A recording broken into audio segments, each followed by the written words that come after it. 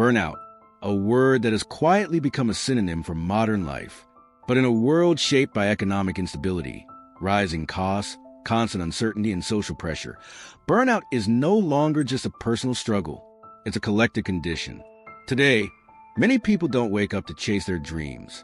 They wake up to survive, to pay bills, to endure another day. Anxiety about the future blends with emotional exhaustion. Hope becomes fragile. And slowly, without noticing, life starts to feel heavier than it should. Burnout is often misunderstood as simple tiredness. But what most people feel isn't physical fatigue. It's deeper than that. It's the feeling that no matter how much effort you give, nothing truly changes. That you are constantly moving but never arriving. That life is happening around you, not through you. And here's the uncomfortable question most of us avoid. What if burnout isn't just something caused by external pressure? What if it's an internal signal, a message from within, telling us that something in our lives is fundamentally misaligned? This is where the ideas of Carl Jung, one of the most influential psychologists of the 20th century, become surprisingly relevant today. Jung didn't see burnout as weakness. He saw it as meaning loss. According to Jung, when we lose touch with who we truly are with our values, our inner drives and our authentic nature, the psyche begins to protest. And burnout is one of the ways it does. In today's culture, being busy is often treated like a badge of honor. Exhaustion is mistaken for productivity, and suffering is normalized as just the way life is. But Jung would strongly disagree. Burnout, in his view, is not the result of doing too much. It's the result of doing too much of what isn't aligned with your true self. You can work endlessly and still feel energized that the work is meaningful.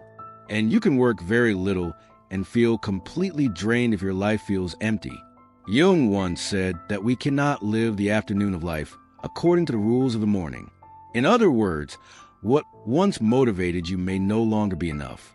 Burnout often appears when we're living a life that no longer fits who we have become. Instead of asking, how can I feel less tired? Jung would ask a different question. What is my exhaustion trying to tell me? One of Jung's most powerful concepts is the shadow. The shadow represents the parts of ourselves we suppress, deny, or ignore not because they are bad, but because they don't fit expectations. Think about how often you say yes when you want to say no. How often you silence your emotions because you're too busy to feel them. How often you choose what's practical over what feels alive. Each time you do this, a small inner conflict is created. Over time, these conflicts accumulate, and that accumulated tension becomes burnout. Maybe you once loved creating art, but abandoned it because it wasn't useful. Maybe you dreamed of travel, change, or freedom, but told yourself it was unrealistic. Those desires don't disappear. They move into the shadow. And the longer they stay there, the more energy they drain from you. Jung believed that ignoring the shadow doesn't make life easier, it makes it heavier.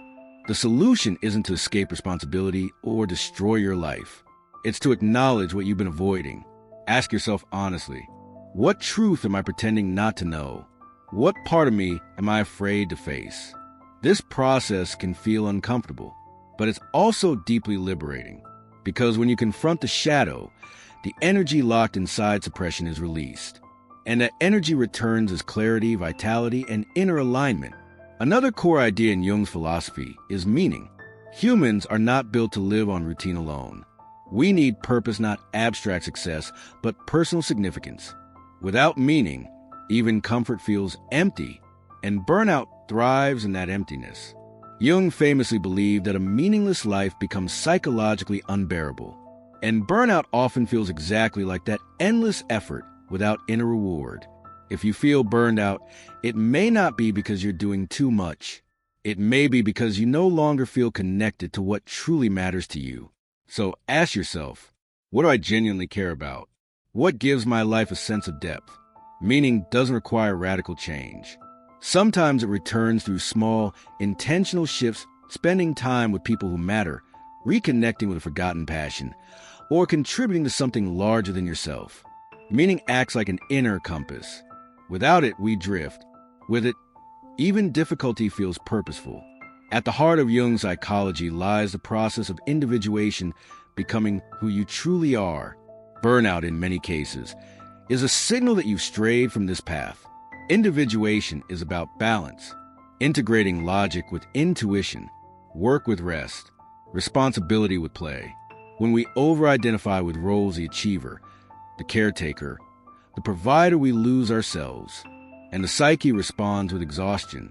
To heal burnout, Jung believed we must restore balance. That requires slowing down, listening inward, allowing space for reflection. As Jung put it, those who look outside dream, those who look inside awaken. So pause for a moment. What is your inner voice trying to tell you? What needs to end? And what is waiting to begin? Now, let's make this practical. Here are 3 Jung-inspired steps you can take starting today. First, create space for yourself. Even a few minutes of uninterrupted silence can reconnect you with your inner world. Journaling, meditation, prayer, or walking alone in nature all serve the same purpose. Ask yourself, what am I really feeling right now? Second, reconnect with what makes you feel alive. Remember a time when you felt engaged and energized. What were you doing? Bring even a small piece of that back into your life. Third, learn to set boundaries. Burnout grows when we give endlessly without replenishment. Practice saying no to what drains you and yes to what sustains you.